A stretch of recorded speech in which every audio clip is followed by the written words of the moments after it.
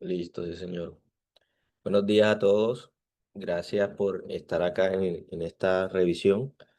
Nuevamente estamos acá para dar continuidad a las temáticas planteadas para la Sociedad de Anestesiología de Córdoba, esta vez con el manejo perioperatorio del paciente VIH positivo. Les habla Johnny Ríos Osuna, residente de segundo año de Anestesiología, Universidad del SINU Cartagena. Agradecer de antemano al doctor Carlos Quintero, anestesiólogo clínico IMAT, por el asesoramiento y el acompañamiento en el desarrollo de esta temática. El objetivo de esta presentación es brindar una visión práctica y actualizada sobre el manejo perioperatorio del paciente con VIH, abordando la evaluación preoperatoria, el uso del tratamiento antirretroviral, las interacciones medicamentosas, las consideraciones anestésicas y los cuidados postoperatorios, con el fin de optimizar la seguridad y los resultados quirúrgicos. Este es el orden del día. Revisaremos un poco de la epidemiología, fisiopatología, manifestaciones clínicas, valoración preoperatoria, manejo perioperatorio, interacciones medicamentosas, cuidados postoperatorios y al final unas conclusiones. El VIH afecta aproximadamente el 39,9 millones de personas con datos dados en 2023. Estos datos mostró una reducción en cuanto a la incidencia del 39% respecto a los datos mostrados en 2010, 1,3 millones de nuevas infecciones y que ha ocasionado alrededor de 630.000 muertes. El 86% de los pacientes conocen su estado de la enfermedad. El 77% reciben tratamiento.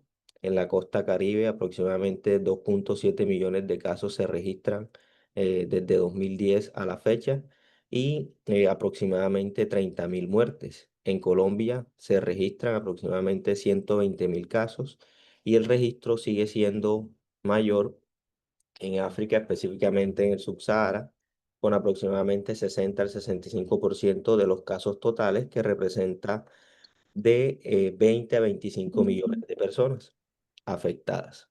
Entonces tenemos que recordar la fisiopatología, el ciclo de reproducción del virus. El virus tiene una envoltura lipídica. Esta envoltura eh, Esta envoltura s- va a tener unas glicoproteínas que va a permitir la fusión o la unión del virus a la célula que va a afectar, específicamente o principalmente los linfocitos T, CD4. Entonces tenemos glicoproteínas como la glicoproteína G120 que se va a unir a correceptores específicos en la célula, que son los correceptores CCR5 o CXCR4, y por otro lado, la glicoproteína GP41, que también permite la unión de este virus con la célula. Este proceso, que se conoce como fusión, que va a permitir el ingreso del virus a la célula, en este nivel actúan los primeros fármacos que vamos a mencionar el día de hoy, como es la albiburtida y otros como la enfubirtide. Este en particular se va a usar endovenoso y es un inhibidor de la fusión de acción prolongada. Por otro lado, o en segunda instancia, una vez el virus ingresa a la célula, se debe dar el proceso de transcripción inversa o reversa, en el cual se va a formar ADN a partir de ARN viral. Esto se da gracias a una enzima que es la transcriptasa inversa o transcriptasa reversa. A este nivel precisamente encontramos otro grupo farmacológico como son los inhibidores de la transcriptasa reversa, que los encontramos de dos tipos, no nucleósidos y nucleósidos. La diferencia básicamente entre ellos es que los no nucleósidos actúan directamente sobre la enzima, impidiendo la acción de esta enzima. Y los nucleósidos que incorporan un nucleósido en ese ADN que se está formando y por lo tanto bloquean o impiden esa formación de ADN viral, destacando aquí en los no nucleósidos el Efavirex, destacando en los nucleósidos la acidobudina, la lamivudina, la bacavir, el tenofovir. Luego de eso, el ADN viral ya formado va a ingresar al núcleo y va a interactuar el genoma viral con el genoma de la célula del huésped. Esto es gracias a otra enzima que es la integrasa. Y precisamente sobre esta enzima actúan el otro grupo farmacológico que son los inhibidores de la integrasa, destacando el dolutegravir. Una vez integrado en el genoma, se va a dar el proceso de transcripción con formación de ARN genómico y ARN viral, que en última instancia termina en la formación de proteínas virales. Estas proteínas deben ser fragmentadas para poder estar activas o para poder tener una función. Esta fragmentación es permitida gracias a otra enzima que es la proteasa. Y precisamente sobre la proteasa encontramos el otro grupo farmacológico como los inhibidores de la proteasa, atazanavir, ritonavir. Estos particularmente importantes porque son lo que mayormente se relacionan con los efectos adversos de los retrovirales. Una vez fragmentadas estas proteínas, se va a ensamblar junto con el genoma del ARN y las enzimas antes mencionadas para en última instancia continuar con la maduración y brote, salir de la célula e infectar nuevas células. Entonces, una vez infectado el huésped, este va a pasar por un curso de la enfermedad, inicialmente una primoinfección en la cual hay una seroconversión aguda, donde hay una eh, caída rápida de los CD4 con un aumento marcado de la carga viral. En esta fase aguda, este síndrome agudo se caracteriza principalmente por fiebre, exantema, linfadenopatías, que puede simular otras enfermedades como citomegalovirus. Es menos frecuente, pero pueden debutar con insuficiencia respiratoria o encefalitis. Posterior a eso hay una etapa de estabilidad o de latencia clínica en la cual se normalizan un poco esa respuesta exagerada tanto de la carga viral como de los CD4 para posteriormente, tras los años, continuar, si no se trata y si no se diagnostica, el descenso de los CD4 que cuando es menor de 300 vemos como ya comienzan a aparecer síntomas constitucionales, infecciones oportunistas que en última instancia termina en la muerte del paciente. Entonces, cuando revisamos por sistemas cuáles son las afecciones o las manifestaciones clínicas, nos encontramos en primera instancia que a nivel respiratorio encontramos manifestaciones infecciosas y no infecciosas y que la principal causa de insuficiencia respiratoria en el paciente con VIH es la neumonía, representando el 50% de los casos, que el principal agente relacionado es Streptoneumoniae seguido de Haemophilus influenza y que dependiendo del estado virológico, en los estadios más avanzados de la enfermedad encontramos infecciones por Pneumocystis carinii y infecciones por tuberculosis caracterizadas por la presencia de cavitaciones apicales. Sin embargo, en estadios avanzados o con deterioro del estado inmunológico vamos a encontrar presentaciones atípicas como es la tuberculosis miliar. Y dentro de las causas no infecciosas destacamos el EPOC, que está relacionado por la presencia de estrés oxidativo, inflamación crónica, respuesta inmunitaria innata y adaptativas anormales, cambios en el epitelio respiratorio y disbiosis en la microbiota pulmonar que están presentes en los pacientes con VIH. Entonces, la presentación, el desarrollo de enfermedad pulmonar obstructiva crónica es multifactorial y va a depender de la presencia o no de infecciones previas. Tienen más riesgo de desarrollar EPOC, paciente con VIH que previamente ha desarrollado neumonías o tuberculosis, paciente con exposición a biomasa, pacientes con otros factores de riesgo para EPOC como son el tabaquismo, el uso de sustancias psicoactivas y agentes inhalados psicoactivos y algunos factores propios como la edad avanzada, el bajo peso, exceso femenino, el bajo nivel socioeconómico y como un factor independiente el VIH, aquellos pacientes con VIH que tienen una carga viral elevada y unos CD4 bajos. Tienen mucho más riesgo de desarrollar enfermedad pulmonar obstructiva crónica, que en última instancia se va a traducir en enfisema, en mayor depresión respiratoria, desarrollo de EPOC a edades más tempranas y deterioro de la clase pulmonar y de la capacidad pulmonar más temprana.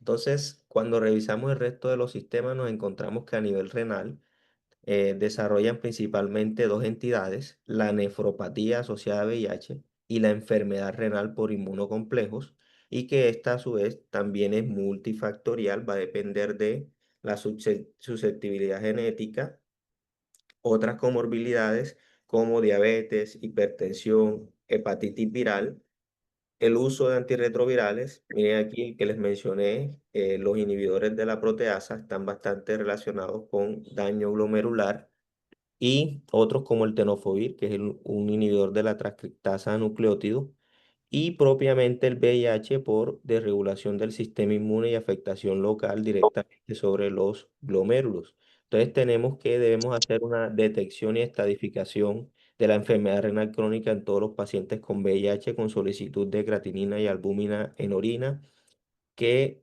algunos retrovirales pueden alterar la secreción tubular de la creatinina e influir en el cálculo de de la tasa de filtración glomerular, y puede ser útil el uso de la cistatina. Esto principalmente los inhibidores de la transcriptasa inversa de tipo nucleótidos, y que vamos a recomendar o que se recomienda el uso de la biopsia renal en aquellos pacientes con VIH y nefropatía que presenten albuminuria para descartar enfermedades glomerulares que tienen un mayor riesgo de terapia de reemplazo renal a edades más tempranas, y una vez diagnosticada la enfermedad renal es mandatorio el uso de inmediato de terapia antirretroviral.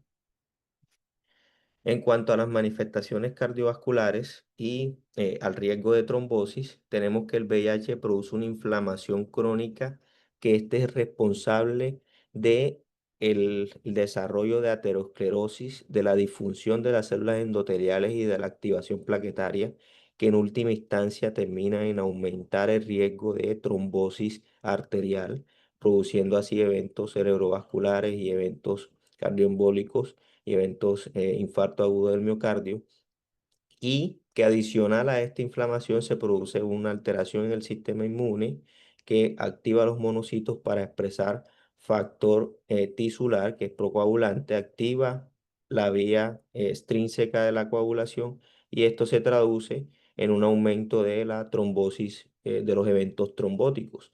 Los niveles de los biomarcadores inflamatorios como la interleuquina y la PCR están marcadamente elevados, al igual que el dímero D, y se cree que esta inflamación crónica es la que, como ya les mencioné, influye en la disfunción de la célula endotelial, tienen más riesgo de ruptura de las placas, y el uso de los retrovirales nos va a ayudar a disminuir estos marcadores. Sin embargo, no van a llegar a la normalidad o al estado normal de los pacientes no VIH.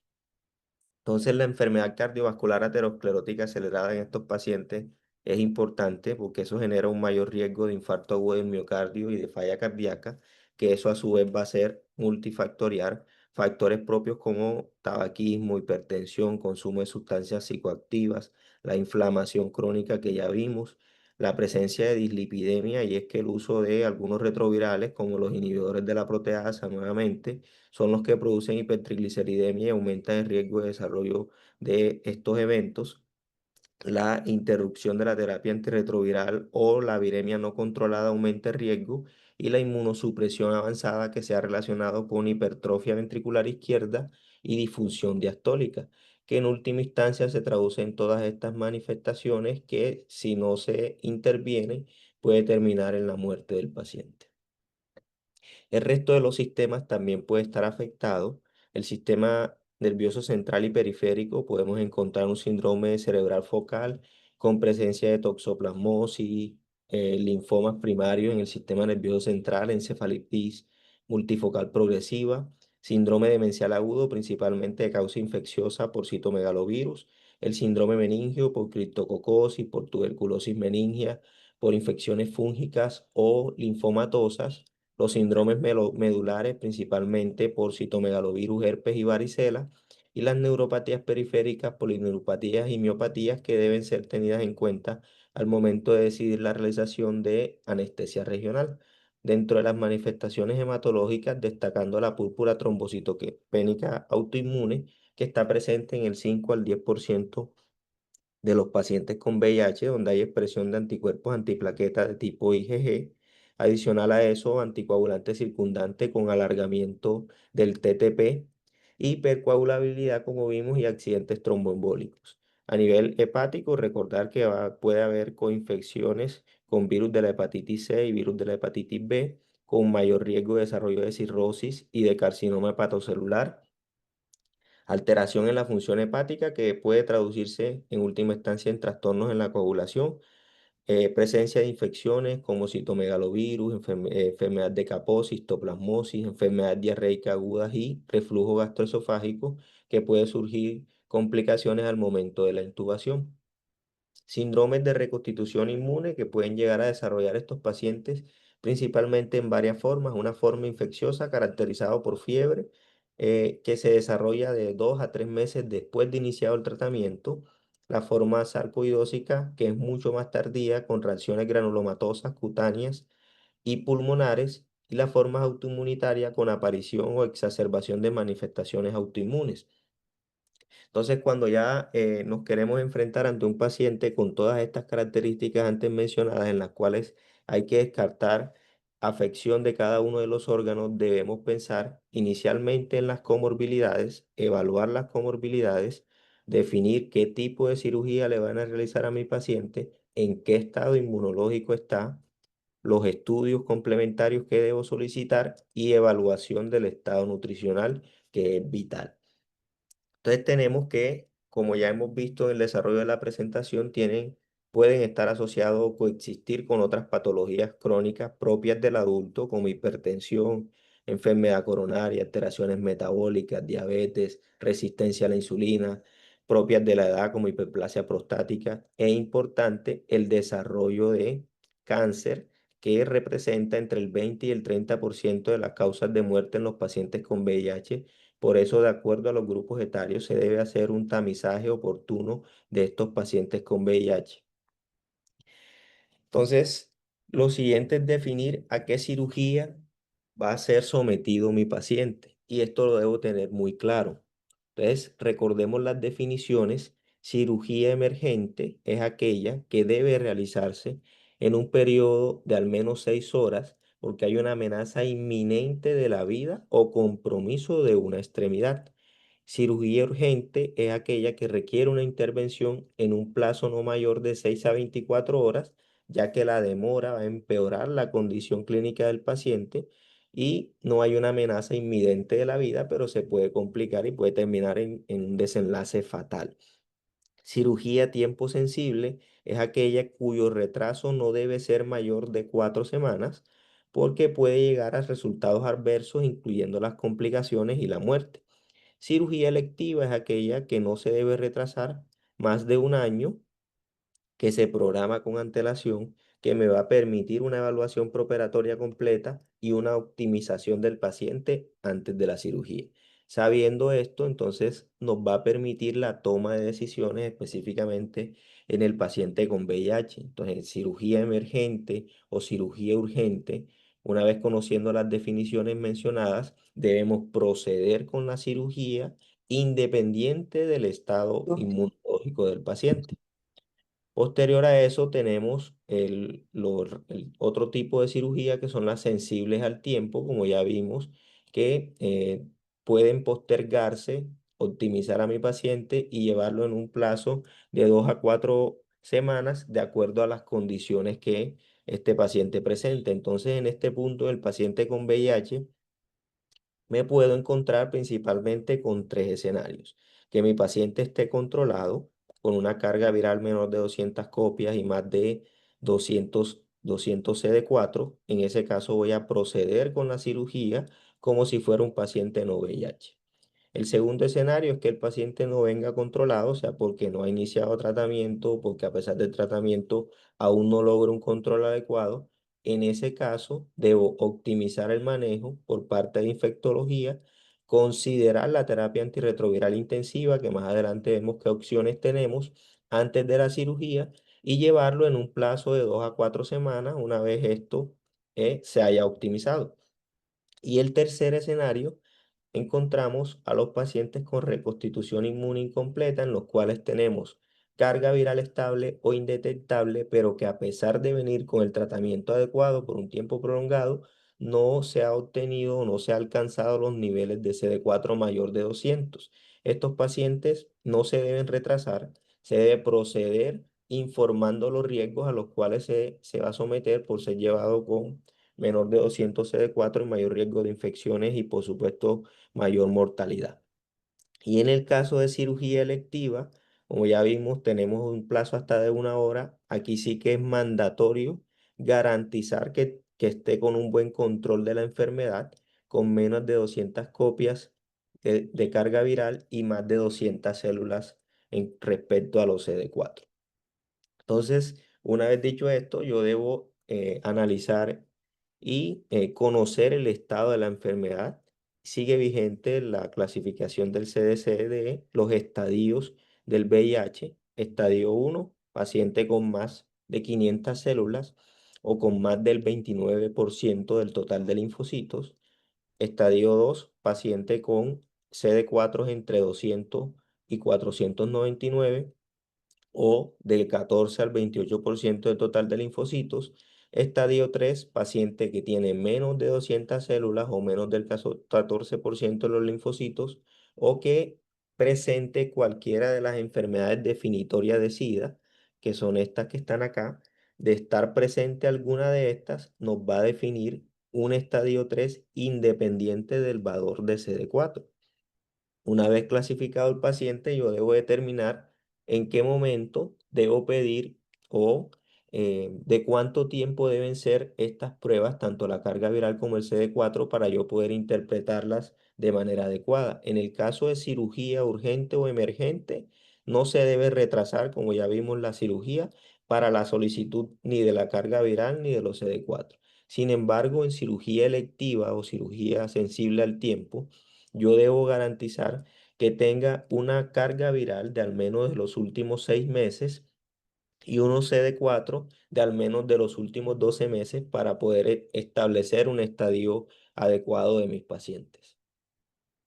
Una vez hecho esto, debo realizar estudios complementarios como son hemograma, tiempos de coagulación. Ya vimos que puede tener prolongación de los tiempos de la coagulación, presencia de trombocitopenia. El mismo uso de los retrovirales puede generar agranulocitosis y encontrar nosotros pancitopenia en estos pacientes. Evaluación de la función renal, electrolitos, glicemia, perfil lipídico, por lo antes mencionado, la presencia de hipertrigliceridemia en los pacientes que consumen antirretrovirales, sobre todo los inhibidores de la proteasa, realización de electrocardiograma y radiografía de tórax y por supuesto evaluar y descartar las infecciones oportunistas que deben ser tratadas al igual del manejo con retrovirales que debe continuar este paciente.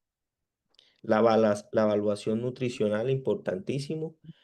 La hipoalbuminemia se relaciona con malos desenlaces postoperatorios, sepsis, mala cicatrización y sobre todo mortalidad. Una mortalidad aumentada, los malos estados nutricionales y la presencia de albúmina menor de 3 gramos por decilitro. Entonces debemos hacer una evaluación integral de peso, índice de masa corporal, pérdida, evaluación de la pérdida de la grasa magra, proteínas, hemoglobina y micronutrientes y evaluar la ingesta dietética para identificar los déficits nutricionales, alteraciones en la ingesta y factores psicosociales que pueden estar presentes. Una vez en caso de desnutrición o riesgo nutricional, debo iniciar soporte nutricional en el preoperatorio de estos pacientes, precisamente para impactar mayormente sobre esto, sobre la mortalidad.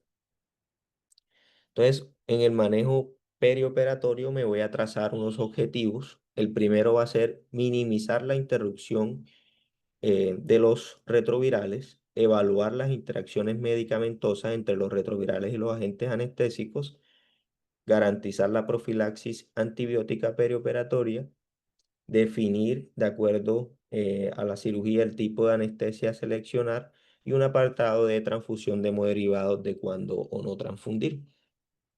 Entonces, en primera instancia, el tratamiento retroviral, la recomendación es que se debe continuar en el pre y en el postoperatorio, siempre que no esté contraindicada la vía oral, al igual que el tratamiento de las infecciones oportunistas, debe continuarse siempre el tratamiento. En caso de disfagia o presencia de sonda nasogástrica, se puede ofrecer la dosis equivalente en presentaciones líquidas o comprimidos pediátricos y evaluar la posibilidad de poder triturarse.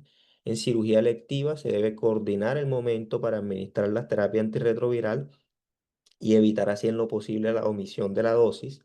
Y recordar que podemos realizar o que debemos realizar régimen de terapia antirretroviral rápida y potente antes de la cirugía, sobre todo en cirugía electiva y sensible al tiempo con el fin de disminuir la carga viral en un plazo de 2 a 4 semanas para postergar la cirugía hasta que esto se cumpla en ese escenario. Y recordar que omitir la dosis del día de la cirugía no va a generar un impacto significativo, sobre todo en aquellos pacientes que vienen con un adecuado control de la enfermedad. Entonces, el tratamiento antirretroviral, una vez se hace el diagnóstico, se debe iniciar el tratamiento antirretroviral, no retrasarlo dentro de la primera semana, concomitante con las infecciones oportunistas, y es la misma recomendación que se da para las embarazadas y para los pacientes con cáncer. Y que existen tres consideraciones o tres escenarios en los cuales está justificado el retraso del inicio de la terapia antirretroviral, como son la tuberculosis pulmonar activa, donde se debe retrasar 2 semanas posterior al inicio del tratamiento antituberculoso, sobre todo cuando los CD4 están por debajo de 50. Meningitis tuberculosa, retrasar de 2 a 4 semanas y evaluarla antes de iniciar el tratamiento antirretroviral, evaluar la normalidad de los parámetros en líquido cefalorraquídeo y la meningitis criptococócica o la criptococosis meningia, donde se puede retrasar hasta 2 a 4 semanas, evaluando siempre el control de la presión intracraniana y la presencia de cultivos negativos. Esto porque esto me genera el riesgo de desarrollo de síndrome de reconstitución inmune.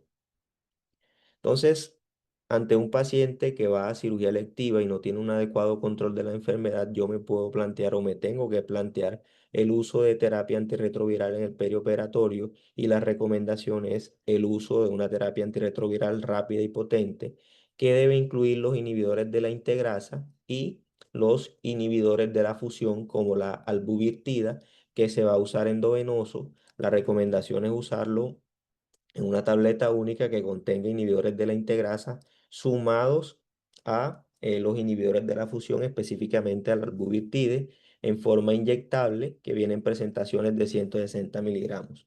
Con respecto a la albuvirtida, nos encontramos que el uso de esta recomendación nos va a permitir disminuir rápidamente la carga viral, aumentar los CD4 para llevar a mi paciente posteriormente a cirugía en un plazo, en caso de cirugía sensible al tiempo, no mayor de 2 a 4 semanas.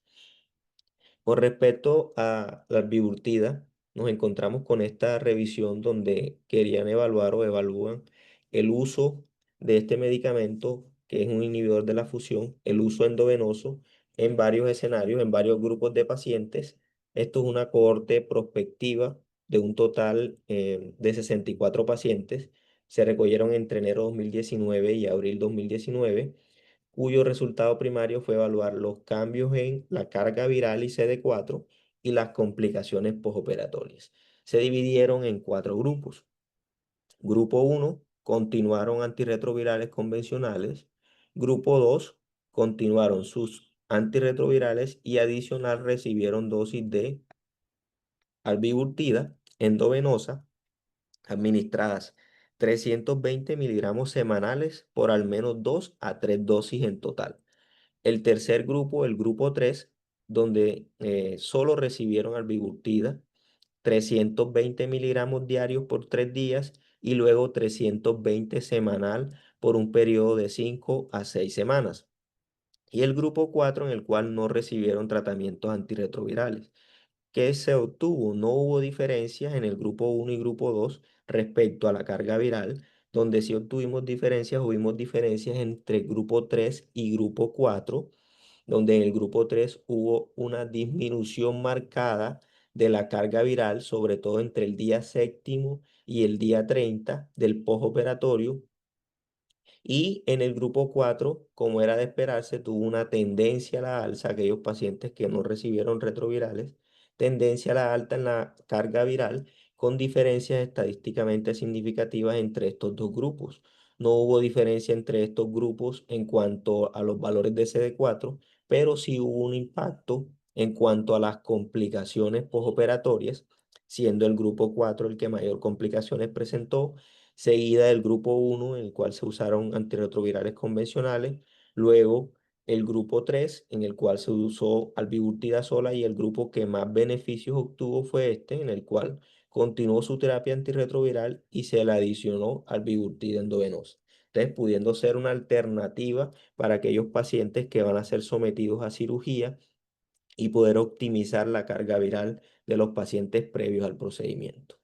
Cuando analizamos la mortalidad por todas las causas a 30 días con el tratamiento antirretroviral y el impacto que el uso de los retrovirales puede dar, sobre todo en mortalidad, nos encontramos con este análisis retrospectivo de veteranos de guerra infectados con VIH entre octubre del 96 y septiembre de 2010 para un total de 1.641 pacientes que venían recibiendo terapia antirretroviral combinada, que se compararon con el doble de pacientes no infectados para un total de 3.282 pacientes, obteniendo que el impacto de la carga viral elevada no fue marcado en estos pacientes. Sin embargo, se relacionó inversamente el número de CD4 con el desarrollo de complicaciones. Cuando los CD4 descendían de 200, presentan un mayor riesgo de complicaciones específicamente y de mortalidad, mayor desarrollo de mortalidad a 30 días. Y miren esto, cuando los CD4 caen por debajo de 50, aumenta hasta 5 veces el riesgo de mortalidad. Si analizamos otros resultados que encontraron en el estudio, vemos cómo cuando los CD4, lo que ya mencionábamos, caen por debajo de 200, ya tenemos un aumento marcado en la mortalidad, y que esto se va a asociar a otros factores como la presencia de desnutrición. Miren, albúmina menor de 3,5 en estos pacientes se va a relacionar también con un aumento de riesgo de complicaciones y riesgo de mortalidad. Y si lo vemos en detalle en el análisis multivariado, vemos que pacientes con CD4 menor de 200, que le sumamos la edad mayor de 65, y si a eso le sumamos la presencia de albúmina menor de 3,5, vemos cómo el riesgo llega a ser hasta 5 veces de mortalidad a 30 días. Y si miramos en detalle los menores de CD4 menor de 50, mayor de 65 años, con albúmina menor de 3,5, miren cómo aumenta el riesgo. Entonces, hay otros factores que también pueden estar influenciando el desarrollo de mortalidad, como son la desnutrición, la edad de los pacientes, no solo el valor de los CD4. Entonces, mirando las interacciones medicamentosas, pueden haber interacciones producto del metabolismo por el citocromo P450 de los inhibidores de la proteasa y de los inhibidores de la integrasa no nucleósidos. En general, el fentanil, con el uso de los inhibidores de la proteasa especialmente, pueden producir prolongación de los efectos del fentanil, que se puede traducir en última instancia en depresión respiratoria. Entonces debemos usarlo con precaución, sobre todo cuando lo mezclamos con los inhibidores de la proteasa. Con el uso de la lidocaína pasa similar, o el uso de la tazanavir, donde se prolongan los efectos y puede haber aparición de eventos o de arritmias en estos pacientes. Entonces debe usarse con precaución. Con el uso de rocuronio se puede prolongar el efecto de este bloqueante neuromuscular, principalmente con los inhibidores de la proteasa. Con el uso de midazolam pasa lo mismo, principalmente con los inhibidores de la proteasa se prolonga el efecto del midazolam, entonces se debe ajustar la dosis e usarlo con precaución. No hay cambios o no se esperan interacciones con el uso del ondansetron. con los analgésicos no opioides como acetaminofén, AINES, pregabalina, los triptanes. Vemos como en general la mayoría de ellos no presentan interacciones medicamentosas y tener especial cuidado con estos dos medicamentos que pueden llegar a interactuar con los triptanes y con la pregabalina. Con respecto al resto de los opioides, tramadol, oxicodona, morfina, puede haber interacción sobre todo con el Efavirex y vemos cómo todos estos grupos farmacológicos no tienen ninguna interacción. Sin embargo, en términos generales, el uso de opioides debe usarse con precaución. Siempre recordar que los inhibidores de la proteasa me pueden aumentar el riesgo de depresión respiratoria en el postoperatorio. En cuanto al tipo de anestesia a seleccionar, no está contraindicada la anestesia regional. De hecho, no hay datos que demuestren que la anestesia regional o general, la elección de una u otra, me modifique el pronóstico perioperatorio de manera significativa, que debemos tener precaución al usar la anestesia regional, teniendo la consideración de infecciones locales, coagulopatías, neuropatías o trombocitopenias con el cual puede estar cursando el paciente con VIH y no hay pruebas de que el bloqueo neuroaxial central acelere la progresión del VIH. Respecto a la profilaxis antibiótica, debe guiarse en primera instancia en el paciente que está controlado con los mismos principios de la población no VIH, de acuerdo al tipo de procedimiento, riesgo de infección del sitio operatorio. No hay una evidencia que justifique que debamos elegir específicamente un tratamiento profiláctico antibiótico o aumentar el espectro o la duración de esta profilaxis en el paciente que está controlado. Sin embargo, en ese paciente que tiene menos de 200 células, que está desnutrido y que tiene infecciones oportunistas, adicional a la profilaxis antibiótica, debo garantizar el tratamiento de esas infecciones concomitantes que tiene el paciente y mantener siempre las profilaxis de las infecciones oportunistas.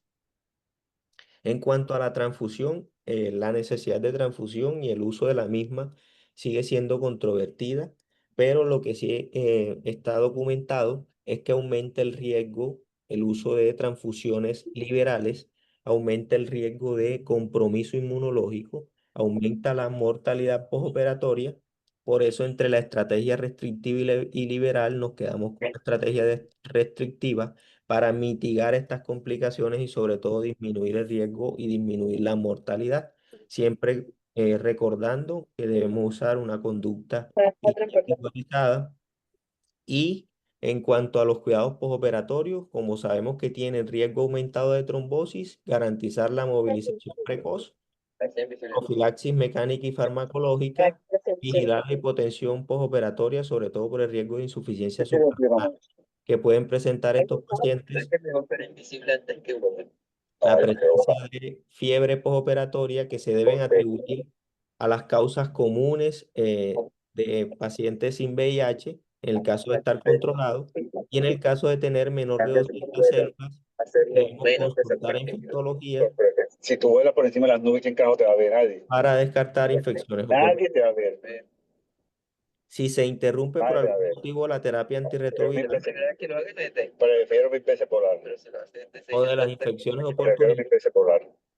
se debe reiniciar lo antes posible en el postoperatorio. Entonces, en términos generales, tenemos Ah, que un paciente VIH positivo que va a ser sometido sí me va a a pedir. cirugía de urgencia o emergencia, debemos proceder con la cirugía independiente del valor de carga viral y CD4. Eso no significa de que no vamos a evaluar el estado inmunológico de mi paciente. Si no se dispone de carga viral en los últimos 6 meses y si no se dispone de CD4 en los últimos 12 meses, yo lo voy a ordenar sin retrasar la cirugía. Si está recibiendo retrovirales y tiene una buena supresión, va a proceder y voy a actuar como si el paciente, como actúa en el paciente no VIH. Si por el contrario no tiene terapia antirretroviral o la viene recibiendo y no tiene un control adecuado de la enfermedad, debo derivar a infectología en el postoperatorio. El otro escenario es el paciente con cirugía electiva o sensible al tiempo, donde es mandatorio garantizar carga viral en los últimos 6 meses, CD4 en los últimos 12 meses. Los tres escenarios que me puedo encontrar un buen control de la enfermedad, actúo como si el paciente, como en paciente no VIH y procedo con la cirugía. Mal control de la enfermedad, recomiendo iniciar terapia antirretroviral intensiva con un inhibidor de la integrasa y un inhibidor de la fusión y postergar la cirugía para un periodo de 2 a 4 semanas. Si a pesar de esto persiste con CD4 bajos o con mal control de la enfermedad, voy a proceder informando los riesgos a los cuales me voy a enfrentar o se va a enfrentar el paciente. Y el escenario de reconstitución inmune incompleta, recordemos aquel paciente que tiene carga viral estable pero que persiste con CD4 menor de 200, no hay justificación para retrasar la cirugía en este paciente, por lo tanto voy a proceder si está clínicamente estable e informando los riesgos.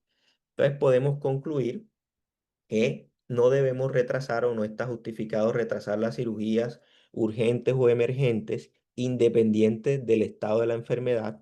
En cirugías sensibles al tiempo se debe optimizar la enfermedad y considerar la terapia antirretroviral intensiva. Debo minimizar la interrupción de los retrovirales y reiniciarlo tan pronto sea posible para reducir la morbimortalidad. Evaluar las comorbilidades y el estado nutricional es clave para disminuir las complicaciones.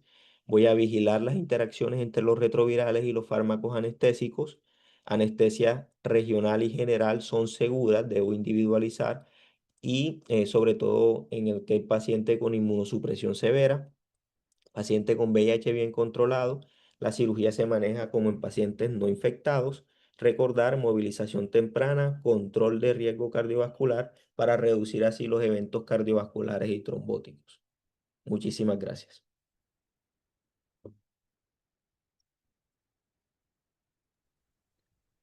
Muchísimas gracias, Johnny. Buenos días. Bueno, el día de hoy tenemos el placer de contar con la compañía de la doctora Karina Araujo, infectóloga de la clínica IMAT, para brindar un abordaje multidisciplinario del manejo perioperatorio de los pacientes con VIH, que como hemos visto a través de la charla, en ocasiones es desafiante, ya que hay escenarios clínicos en los que es difícil definir si estamos ante una emergencia o si estamos ante una cirugía a contexto sensible que nos puede dar una espera de optimizar su estado inmunológico. Como como hemos visto, pues es de vital importancia conocer realmente qué pacientes deben llevar a cirugía de emergencia y que no da tiempo de optimizar su estado inmunológico de los CD4 y la carga viral, y que se debe asumir así el aumento de la morbimortalidad, o si por el contrario estamos ante una cirugía a tiempo sensible en el que podemos brindar un manejo retroviral intensivo para disminuir la carga viral, mejorar su CD4 y así disminuir el riesgo de complicaciones infecciosas e impactar en últimas en su mortalidad. Entonces queremos saber la opinión desde el punto de vista de infectología, si hay posibilidad de implementar el protocolo de manejo retroviral intensivo con albuvirtide en este tipo de pacientes no controlados que se presentan a cirugías de emergencia o cirugía a contexto sensible. Bienvenida, doctora Araujo. Ay, hola, doctor Carlos. Muchísimas, ¿sí me escuchan bien? Sí, se ¿Aló, te sí me escucha escuchan? muy bien. Bueno, muy amable. Y a Johnny también, felicitaciones, excelente la presentación. Me parece que abordó muy bien y es como que ya nos deja como en el escenario en el que nosotros tenemos que ponernos a pensar. Me parece que es importante y quedó claro que los escenarios son distintos, la urgencia, emergencia y lo que es ambulatorio. Básicamente, obviamente, los que vemos aquí en IMAR, por lo menos en hospitalización, son pacientes que necesitan algún diagnóstico por lo general. Es muy enriquecedor este encuentro porque me parece que lo que dijo el doctor Carlos es la clave principal. Es cuando uno individualiza al paciente y ahí es donde yo prefiero la interacción directa con las especialidades y por eso me pongo a la orden de todos ustedes cuando queramos pues discutir casos puntuales de pacientes que de pronto necesitan una intervención que hay que urgencializar en el contexto de que de pronto el paciente inmunovirológicamente no esté del todo bien. El paciente en cuestión era un paciente con un síndrome adenomegálico que tenía un fallo en el tratamiento por suspensión del mismo, pero cuando yo empiezo a manejar el paciente, encuentro un examen de PCR de tuberculosis en un lavado bronquial alveolar positivo, con trazas, ¿ya? O sea que eso en algunas circunstancias uno lo debe de llevar a tratamiento. Pero ¿qué pasaba? Que al mismo tiempo el paciente tenía este síndrome adenomegálico, que en un paciente con CD4 bajo puede ser tuberculosis ganglionar o puede ser un linfoma o puede ser cualquier otra enfermedad oportunista. En el caso de este paciente, individualizándolo, con hematología le hicimos un PET y el PET nos decía que las lesiones de los ganglios podían llegar a ser de carácter, estaban hipermetabólicas y que podían ser de carácter hematológico. Y la verdad es que, como estaba diciendo Johnny, los pacientes con VIH, cuando tienen la enfermedad avanzada, es como que pueden tener 1000 cosas en el mismo paciente. Y eso es uno de los retos más intensos que uno tiene cuando evalúa a un paciente de manera integral. Yo necesitaba saber si el paciente tenía tuberculosis sola, tuberculosis con linfoma, linfoma solo o cualquier otra de las patologías que puede tener el paciente. Y de la única manera que lo podía hacer era teniendo una biopsia de ganglio. Entonces, cuando evaluamos el paciente, lógicamente, el servicio de anestesia encuentra un paciente bastante bajo de peso, con apariencia de enfermedad avanzada, había estado en cuidado intensivo recientemente por enfermedad respiratoria, o sea, encuentra un paciente bastante complejo que, como ya Johnny nos explicó, si tienen conteos de CD4 por debajo de 200, cargas virales detectables, incluso la mortalidad es mayor en el perioperatorio y en el postoperatorio. Entonces, me parece que cuando hicimos la evaluación, decidimos urgencializar, porque la verdad es que para mí, en ese momento, el diagnóstico era importante. ¿Por qué? Porque el tratamiento antirretroviral que él estaba tomando en ese momento, si tenía tuberculosis, me servía, pero si tenía linfoma, no me servía por las interacciones medicamentosas. Entonces, yo tenía que estar segura del diagnóstico para poder planificarle a un paciente que tiene un mal tratamiento antirretroviral en ese momento, optimizárselo. Porque cuando uno habla con el paciente, no parece ser un mal paciente, pero en los antecedentes uno encuentra que tiene problemas como tienen muchos pacientes VIH con abuso del alcohol, algunos con abuso de sustancias, y eso hace que las interacciones sean mayores. Ya superado el tema, urgencializando la biopsia, justo ayer recibí el reporte de la biopsia y efectivamente tiene un linfoma de Hodgkin. De pronto puede tener las dos cosas, estoy esperando pues ya la inmunistoquímica. Esa es la esencia de urgencializar de pronto de manera individual a los pacientes. Por eso yo creería que nuestro protocolo debe ir dirigido específicamente a los pacientes que están que están hospitalizados, porque en realidad los ambulatorios, tanto para infecto como para anestesia, los pacientes pueden cumplir algunos tiempos. Por la pregunta que me hacía el doctor Carlos con respecto al Fusor, que es el medicamento que Johnny les expuso, la albuvirtida, les explico más o menos, si de pronto no saben cómo es que se maneja el VIH en Colombia. El VIH en Colombia se maneja a través de programas donde optimizan al paciente desde diferentes puntos de vista. Cuando un paciente necesita un cambio de terapia antirretroviral, por ejemplo, está hospitalizado, yo solicito un cambio de tratamiento antirretroviral, por lo general necesita la evaluación paralela, por decirlo de una manera, de ese programa para que se le haga la autorización del medicamento por ser un medicamento del orden nacional, y ahí se hace la dispensación del mismo. Tendríamos que averiguar con este medicamento que está, el Fusor es reciente en Colombia, qué acceso tenemos real para poder llevar a cabo este cambio. Yo en mi experiencia no lo he utilizado nunca, pero sí tengo buena experiencia de pronto tratando de contactarme directamente con los programas para mirar si existe esta posibilidad. Cuando el paciente, por ejemplo, el caso que les comenté, ya yo ahora le hago un cambio de tratamiento antirretroviral con inhibidores de integrasa, como mostraba Johnny, son de los que menos tienen interacciones medicamentosas, incluso con los anestésicos. Eso yo tengo que solicitarlo, lo mando a la IPS del paciente y ahí es que se puede realizar o se hace efectivo el cambio. No son drogas, como para que me entiendan, no son drogas que nosotros tenemos en la institución disponibles como de pronto algunos otros medicamentos que son de uso pues más común. Sí o sí, la utilización de los antirretrovirales tiene que ser a través de la IPS que maneja la enfermedad del paciente para ser individualizada y de esta manera pues llegue a la institución. Entonces, yo creería que cuando estas situaciones se presentan, lo primero que tenemos que hacer es saber si en realidad es una urgencia, emergencia o eso se puede aplazar. Y como yo les decía en la presentación, en cuanto a los pacientes ambulatorios, yo la recomendación que les doy es cuando llegan a la consulta de anestesia, preguntarles o pedirles la última valoración que ellos tienen de su infectólogo ambulatorio.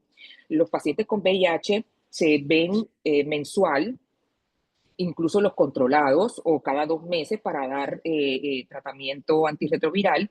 Y cuando uno consigue que el paciente tenga una carga viral indetectable, por lo general los controles de sangre en el primer año pueden ser cada 3 meses, ya en pacientes controlados pueden ser cada 6 meses o incluso un año. Por eso yo creo que las guías actuales hablan de controles de CD4 y carga viral que estén entre los 6 meses y el año, porque en realidad tenemos pacientes que tienen hasta el año, hasta un año de no necesitar controles por la calidad de paciente que es, porque son pacientes que son muy bien controlados.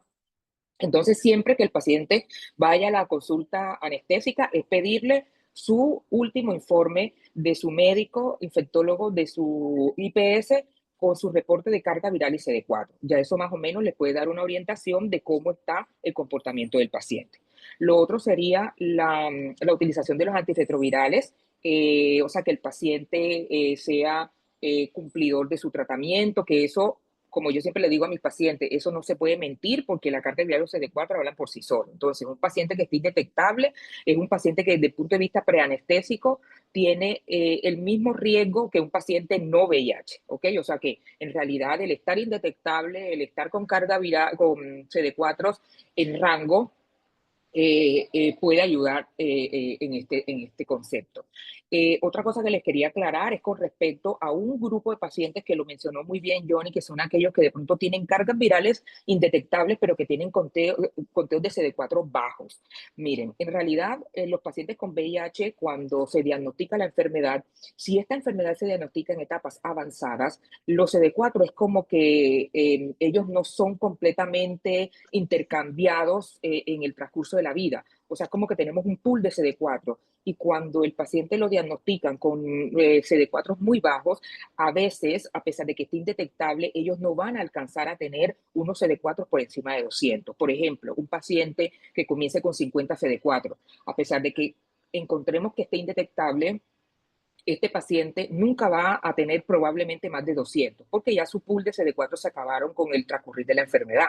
Y fíjense lo que decía Johnny claramente, esto no es una indicación de pronto para disminuir o sea, para decirle al paciente, bueno, por el riesgo de tener CD4 bajo, es como que decirle, existen riesgos, sobre todo en el postquirúrgico, lo que tiene que ver con infecciones, sobre todo locales, o mala cicatrización de la herida, pero esto está en relación con el conteo de CD4 bajo. Eso no debería de atrasar la cirugía porque, como les digo, hay pacientes que nunca van a tener más de 200 CD4 y tampoco vamos a tener pacientes que tengan cargas virales indetectables con CD4 por debajo de 200 y el paciente está mal controlado. ¿Me hago entender? O sea que en realidad uno de los puntos más importantes y prioritarios de nosotros es que la carga viral está indetectable. Esto sí es lo que ayuda incluso a disminuir los riesgos de transmisión en el acto quirúrgico, que es una de las cosas que yo creo que también preocupa más a los grupos quirúrgicos y anestésicos en este tipo de pacientes.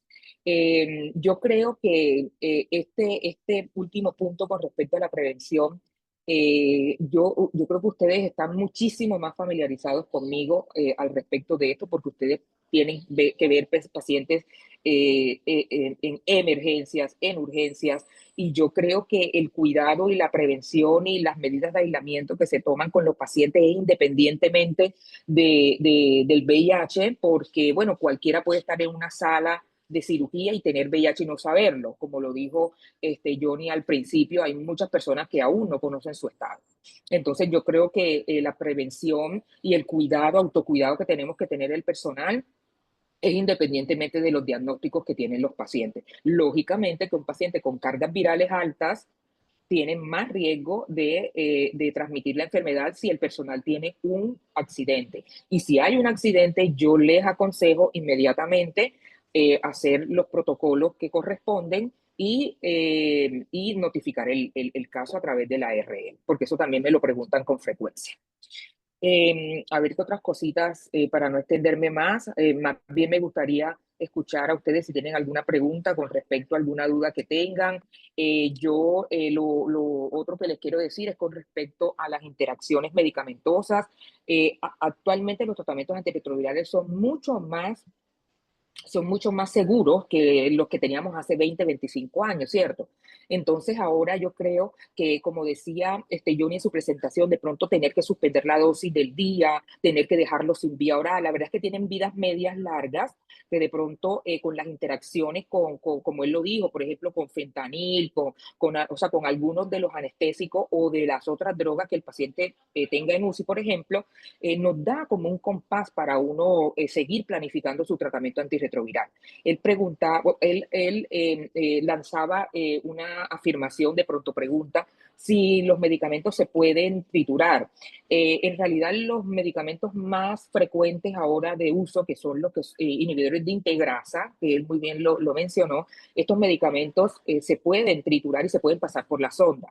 Cuando los pacientes están en cuidado intensivo, ventilados o no tienen la vía oral para uso. Así que yo creo que ese es un mecanismo seguro. Pero si el paciente es un paciente que está indetectable, que está bien, es un paciente que puede durar hasta 48, 72 horas sin el tratamiento, no va a pasar nada. Eso no le va a producir un flare, por ejemplo, un flare, perdón, o sea, como un repique de carga viral. Y otro escenario importante que les quiero mencionar es ese paciente VIH que está coinfectado con hepatitis B. Ese sí es como que más cuidadoso en el sentido de las interacciones y del tratamiento antirretroviral. A este sí es como que más común o más frecuente que de pronto exista un repique de carga viral de hepatitis B a la suspensión del tratamiento que de VIH. Entonces, dentro de la evaluación del paciente es muy importante las coinfecciones que el paciente tenga y las profilaxis que el paciente toma para otras enfermedades oportunistas, de tal manera que se evite algún problema posterior.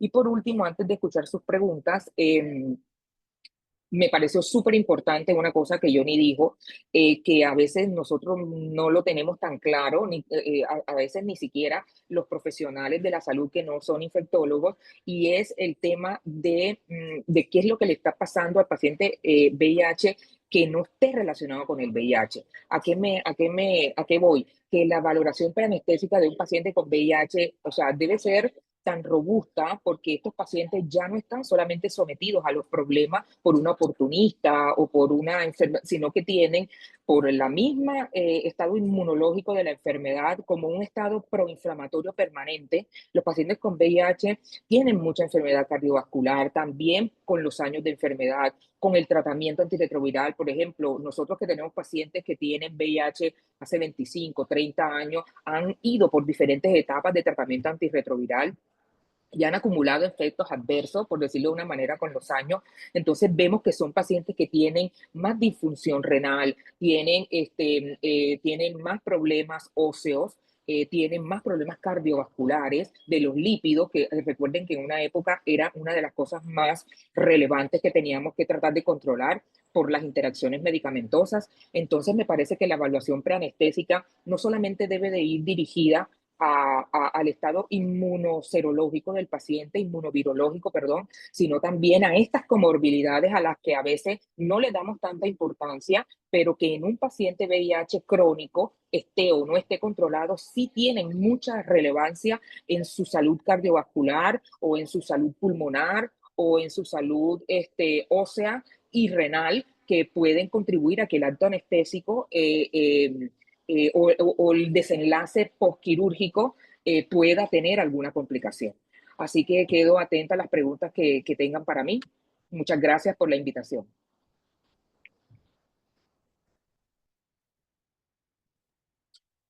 Muchísimas gracias, doctora, por su amplia participación. Yo tenía una pregunta. Si de pronto usted nos comentó que no tiene experiencia con albuterol, este inhibidor de la fusión, y que en ocasiones pues, la logística es difícil. De pronto, ¿la acidobudina endovenosa tiene algún impacto en la carga viral, los CD4, de manera que lo podamos usar de manera intensiva en el preoperatorio en ese paciente que no está controlado? Yo podría revisar la última evidencia, ¿ya? Pero hasta donde yo recuerdo, el escenario de la acidobudina cada vez es menor.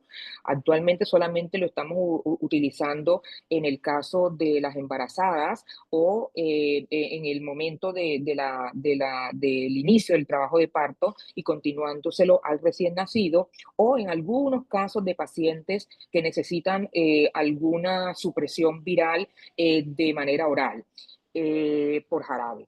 La acidobutana ya está saliendo mucho de las guías y está solamente en estos escenarios de embarazo, de recién nacidos, porque con el paso del tiempo se han acumulado resistencias. Y recuerden que el VIH, en el caso, por ejemplo, de las embarazadas, cuando uno utiliza la acidobudina en el momento del trabajo de parto, se supone que es en una paciente que ya viene con un tratamiento, aunque no tenga supresión viral completa, y vamos a continuar un tratamiento a un recién nacido. Pero aquí estamos hablando de tratamiento que no es con un único medicamento. Si una cosa demostró el VIH con el paso de los años, es que la disminución de la carga viral y de pronto la optimización del paciente no se conseguía con un solo medicamento.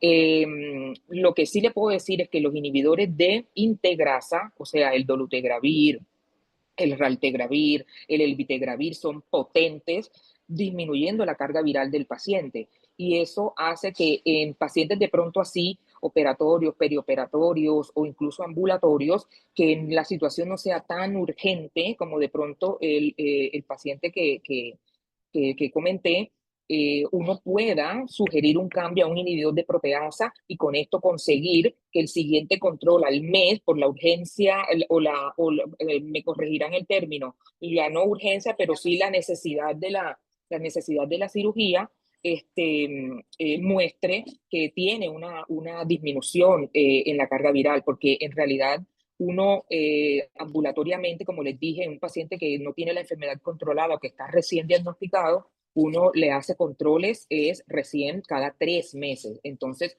no vamos a conseguir de pronto una supresión viral tan rápida con lo convencional que tenemos ahora, exceptuando con el fusor. De todas maneras, yo me quedo con la inquietud y voy a hacer la consulta porque sé que está disponible en Colombia, pero no sé qué tanto está disponible o qué tanto se está utilizando en protocolos para lo que usted me pregunta, doctor Carlos.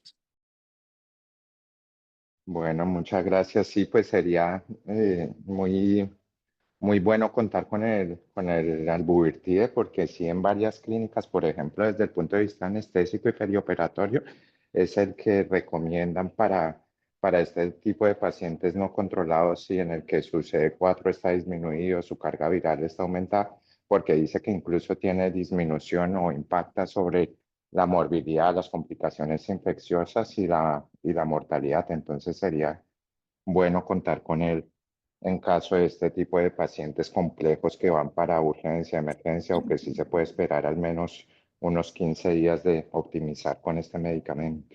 No, no se preocupe que yo me pongo en la tarea y averiguo bien, buscamos bien todo, aparte del estudio que mostró Johnny, de pronto mirar más y con mis colegas, de pronto que están en el ámbito ambulatorio, también nos podemos apoyar para que nos den como que alguna recomendación. No se preocupe que yo me quedo con la tarea.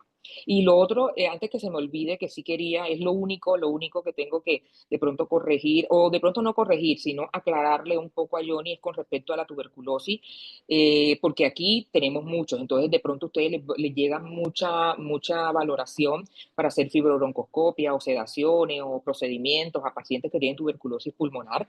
Él ahí lo dijo claro, la contraindicación absoluta del inicio del tratamiento antirretroviral al mismo tiempo es la tuberculosis del sistema nervioso central y la criptococosis. En cuanto a la pulmonar, que él lo mencionó, yo les recuerdo, hay un estudio que se hizo en Camboya, que es aproximadamente como de 2006, por ahí 2006-2009, que se llama Estudio Camellia. Ese estudio demostró que los pacientes, incluso teniendo CD4 menores de 50, se favorecían del inicio rápido de tratamiento antirretroviral. Entonces, ustedes de pronto van a ver que dentro de nuestras conductas, aquí en la clínica, tratamos de iniciar el tratamiento antirretroviral en pacientes con tuberculosis antes de la segunda semana, cuando incluso tienen menos de 200 CD4. Si bien existe riesgo de iris, este estudio por lo menos mostró que el riesgo de reconstitución inmune existía, pero el beneficio sobre la mortalidad era mayor cuando se iniciaba el tratamiento antirretroviral antes de las 2 semanas. Entonces quería aclarar eso, o sea, es como que nos quede en el pensamiento, entre menos CD4 tiene, más se beneficia del inicio rápido de tratamiento antirretroviral en tuberculosis pulmonar, y en todos los demás escenarios, exceptuando la criptococosis y la tuberculosis del sistema nervioso central. Eso era lo otro que quería aclarar. Bueno, muchas gracias, doctora Araujo. No sé si hay alguna otra duda, pregunta, aprovechando la presencia de infectología.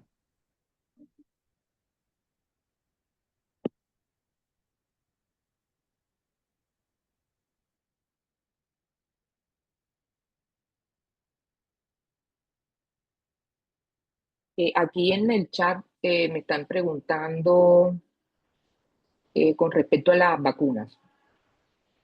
Yo creo que una de las cosas que me parece súper positiva, insisto, de este encuentro es precisamente que nos juntemos más como grupo multidisciplinario.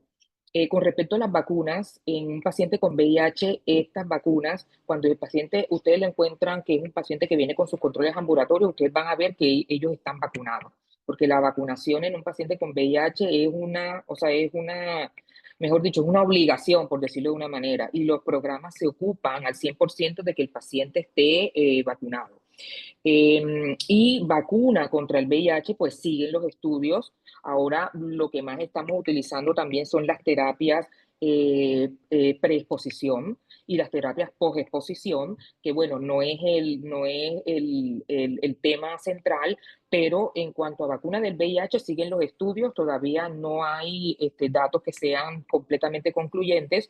Y con respecto a las vacunas de las demás enfermedades, les aseguro que si es un paciente juicioso que está en un programa, es un paciente que va a estar con su dosis de tétano, que en algunos protocolos preanestésicos lo exigen, va a tener vacuna para influenza y COVID. O sea que en realidad yo creo que eso está bien diseñado.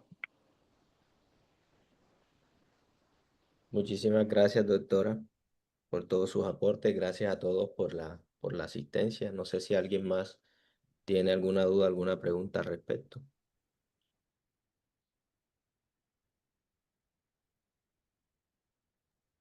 Bueno, no, yo creo que ha quedado claro todo desde el punto de vista infectológico y perioperatorio. Muchísimas gracias nuevamente a la doctora Araujo, a Johnny por su presentación y damos por terminada la charla. Un Bueno, abrazo y buen día. bueno, muchísimas gracias y que este sea pues el primero de varios encuentros. Muchas gracias y que estén muy bien. Gracias, hasta luego. Feliz día a todos.